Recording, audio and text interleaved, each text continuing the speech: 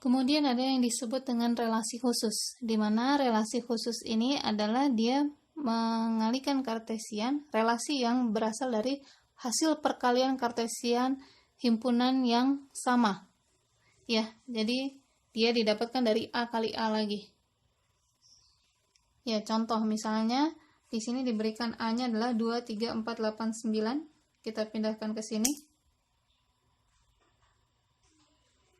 Nih ya, diberikan himpunan A-nya ini, maka kalau kita mau buat perkalian Kartesiannya, ini sebanyak, karena A-nya ini ada 5 elemen, berarti kita memiliki 25, ya, karena 5 kali 5, 25 pasangan terurut yang bisa dihasilkan dari ini ya. 2,2, 2,3, 2,4, 2,8, 2,9, 3,2, 3,3, 3,4 dan seterusnya itu ya. Tapi itu tidak perlu kita list lagi, tidak perlu kita enumerasi, kita akan memperhatikan langsung yang relasinya saja. Didefinisikan bahwa relasi R ini X, Y, perhatikan X-nya yang di depan, Y-nya yang di belakang, di mana X-nya adalah faktor prima dari Y. X-nya adalah faktor prima. Kita ketahui faktor prima itu adalah bilangan prima ya. Bilangan prima di sini berarti kita punya 2, 3, 5, 7, 11, dan seterusnya. Nah, kalau kita cek di himpunan A, kita punya faktor primanya adalah ini ya, faktor primanya, yang bilangan prima dari himpunan A, itu adalah 2 dan 3 saja. Maka nanti untuk himpunan R-nya, atau relasi R-nya, berarti 2, kita cek dulu yang 2. 2 ini faktor prima dari berapa aja? 2 faktor prima dari dirinya sendiri juga kan, jadi 2,2. 2 faktor prima dari 4, dan 2 faktor prima dari 8. Seperti ini. Kemudian bilangan prima yang 3 sekarang. 3 faktor prima dari dirinya sendiri, 3, dan 3 faktor prima dari 9.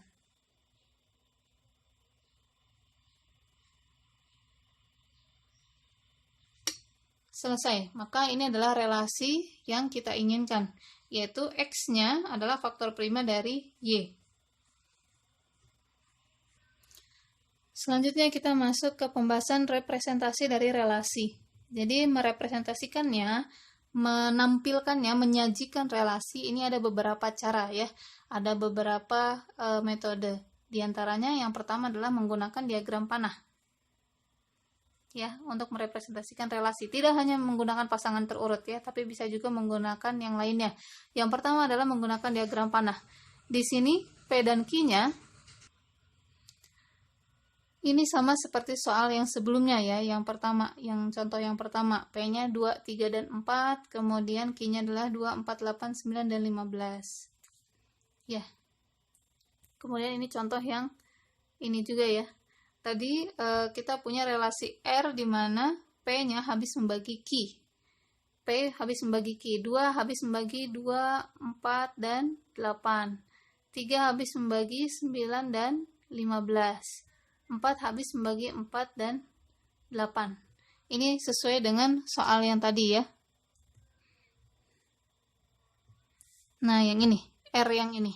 Dia merepresentasikan R yang ini, diagram panah yang pertama tadi. Kemudian diagram panah yang kedua. Nah, ini adalah untuk soal yang atasnya, yang ini. Yang baru saja kita bahas ya.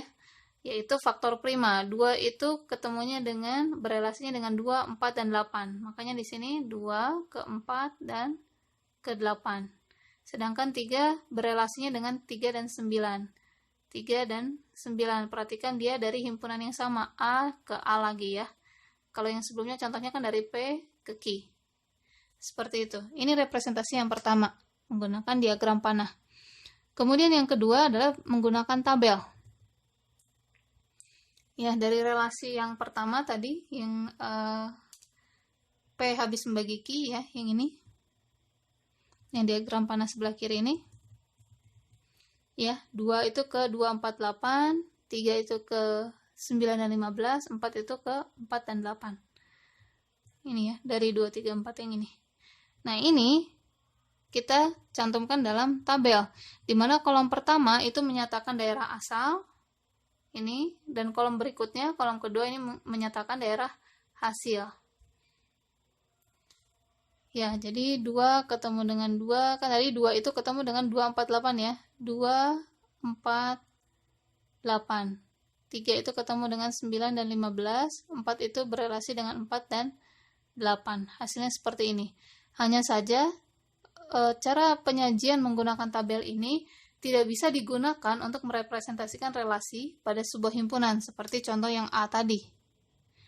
Antara himpunan A yang diagram panah sebelah sini ya, yang tadi contoh terakhir yang kita bahas ini tidak bisa disajikan dalam bentuk tabel karena dia antar himpunan terhadap dirinya sendiri. Kemudian bisa juga menggunakan matriks. Secara matematikanya penjelasannya seperti ini. Sederhananya adalah ini ya, jadi nanti kita tuliskan di sini adalah elemen-elemennya. Elemen kalau tadi antara P sama Q, sebelah sini P, sebelah sini elemen Q. Kemudian kalau dia ada relasi, dia berelasi, maka kita beri angka 1. Ya, dia akan bernilai 1 si elemen dari matriks ini jika dia elemen dari relasi, anggota dari relasi, tapi 0 jika dia bukan anggota dari relasi. Nanti matriks yang dibentuk ini, matriks relasi ini dalam bentuk matriks 0, 1, yaitu matriks yang berisi nilai 0 dan 1. Nah, ini dari contoh P dan Q yang tadi, kita akan coba bahasnya di sini. Kita ambil dari contoh P dan Q yang tadi ini ya, contoh yang pertama dibahas, P-nya ini, Q-nya ini, kemudian relasi R-nya adalah ini, di mana P-nya habis membagi Q. Nah, ini mau kita sajikan dalam bentuk matriks. Kita lihat dulu bahwa P-nya ada berapa nih kardinalitasnya. Kardinalitas P ada 3. Dan kardinalitas Q itu ada 5. Berarti nanti kita akan punya matriksnya adalah 3 kali 5. Saya nulis ini ya, matriks R dengan ukuran 3 kali 5.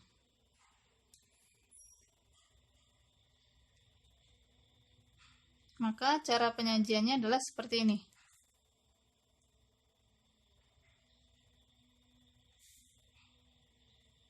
Nah, di sini ini mungkin hanya coretan ya, tapi di sini sangat berguna untuk memperjelas penyajian dalam bentuk matriks ya. Jadi sebelah sini ini kita sajikan dalam bentuk P-nya.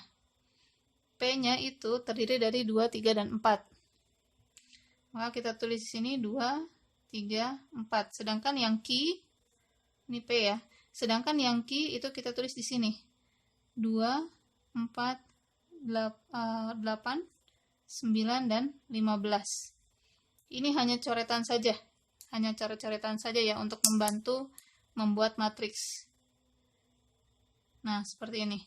Kemudian kita cek nih dari relasi yang ini. Kalau ada relasinya, maka kita isi dengan nilai 1. Kalau tidak ada, berarti kita isi dengan 0. 2,2 ada, berarti ini ya, P-nya 2, Q-nya 2, ini ada, berarti 1. Kemudian mana lagi yang 1? Yaitu 2,4. P-nya 2, Q-nya 4, ini ada. 2 dengan 8 ada, ya. Maaf, 2 dengan 8 ada, berarti ke sini 1 juga. 2 dengan 9, nggak ada ya. 2 dengan 15 juga tidak ada, maka ini 0. Kita lanjutkan, tadi sudah sampai sini 2,8. Nah, sekarang kita lanjutkan nih. 39 dan 3,15. 3,9 ini ada relasi jadi 1. 3,15 ini ada relasi berarti 1. Sisanya 0. Kemudian 4 berelasi dengan 4 dan berelasi dengan 8. Berarti di sini 1 dan 1 ya, 4 ketemu 4 dan 4 ketemu 8, ini berelasi jadi 1, sisanya 0. Ini matriks 3 kali 5 yang menunjukkan relasi antara P dan Q. Seperti ini ya. Cara terakhir adalah dengan menggunakan graf berarah. Graf berarah di sini graf itu intinya kita menggambar graf ya, grafik, atau di sini nanti akan disajikan dalam bentuk titik dan bentuk busur, dalam bentuk garis ya. Jadi nanti cara menyajikan relasi menggunakan graf berarah ini berlaku untuk yang himpunan yang sama ya. Ini relasi pada sebuah himpunan. Jadi contohnya seperti yang tadi, A cross A tadi ya, A ketemu A, dimana X-nya adalah faktor prima dari Y tadi ya, contoh relasi khusus. Nah ini disajikannya untuk itu ya, tapi dia tidak bisa untuk merepresentasikan relasi antara dua himpunan yang berbeda. Sama P dan Q tadi itu tidak bisa disajikan dalam bentuk graf berarah. Kebalikannya dengan penyajian tabel ya. Baik, ini detailnya bahwa tiap elemen himpunan kita nyatakan dalam bentuk titik, yang berikutnya kita sebut dengan simpul atau vertex, dan pasangan terurutnya kita nyatakan dengan busur atau arc ya, yang arahnya ditunjukkan dengan sebuah panah ya, dalam bentuk garis yang berpanah, disebutnya busur. Jadi kalau ada relasi A, B, maka busurnya dibuat dari simpul A ke simpul B ya, dimana simpul A-nya ini disebut simpul asal dan simpul B-nya disebut simpul tujuan. Nah, kalau misalnya ada A ketemu A lagi misalnya ya, seperti ini, maka ini nanti tetap dinyatakan dalam bentuk busur juga, tapi dia melingkar gitu ya, dari simpul A ke simpul A lagi. Ke simpul A itu sendiri nanti busur ini selanjutnya disebut dengan gelang atau loop. Contohnya ini. Jadi kita punya relasi seperti ini yang ada di bawah ini ya. A, B. Berarti dari A itu ketemu dengan dirinya sendiri, ini yang disebut dengan gelang ya, atau loop. Kemudian A ketemu B, A berelasi dengan B, maka panahnya itu menuju B ya. A ini sebagai simpul awal, B adalah sebagai simpul tujuan. Kemudian B, A, berarti dari B ke A ya, makanya di sini ada dua garis. Kenapa? Karena ada A, B, A ke B berarti ya, dan ada B ke A.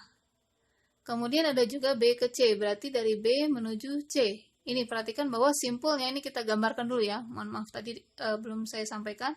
Kita gambar simpulnya, urutannya mau yang mana dulu bebas. Ini tidak terpaku, maka gambar grafnya nantinya bisa jadi tiap orang terlihat berbeda, tapi pada dasarnya dia sama-sama benar. Ya, hasilnya sama pada dasarnya ya.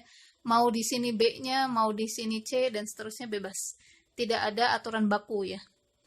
Yang penting kita lihat bahwa yang kita perhatikan adalah ini relasinya B menuju C, kemudian B ketemu D, ini ada panah ke sini, kemudian C menuju A, C menuju D, D menuju B. Hasil grafnya adalah seperti ini. Ini yang disebut dengan graf, terdiri dari 4 simpul atau vertex alias titik, dan relasinya digambarkan dalam bentuk busur atau panah ini ya, garis berpanah. Seperti itu merepresentasikan relasi.